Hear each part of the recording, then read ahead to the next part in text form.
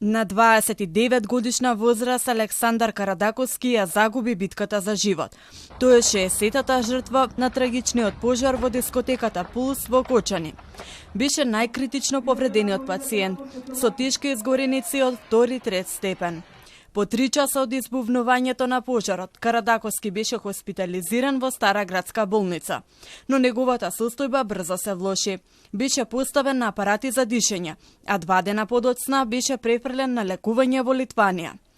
Според здравствените власти, причината за смртта е сериозното оштетување на респираторниот систем, но неговото тело ќе биде дадено на обдукција во Скопје. Тој беше најтешкиот пациент за кого што добивавме информации. На 1 април откажа и функционирањето на бубрезите, беше ставен на диализа.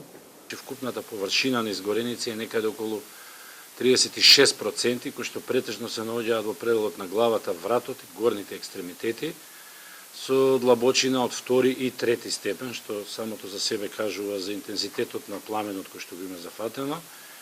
И заради оној дел од пламенот, односно оној дел од чадовите кои што ги вдишал, доаѓа до оштетување на внатрешните, дишни органи. Со бронхоскопско испитување дека оштетен голем дел од дишното стебло и као последица на тоа доаѓа до влошување на состојбата, која што на крајот резултирала со подлегнување на повредите на веќе споменатиот 29 годишен Александар Карадаковски. Во болница си уште се лекуваат 78 пациенти, од кои 3 се во критична состојба. Речиси 20 од нив се поставени на апарати за вештачко дишење. Во Македонија се лекуваат 14 пациенти, од кои 5 ќе бидат пуштени на домашно лекување. Надвор од државата на болничко лекување се 64 повредени, од кои 6 се враќаат денес и ќе бидат задржани 24 часа во болницата од каде биле испратени во странство.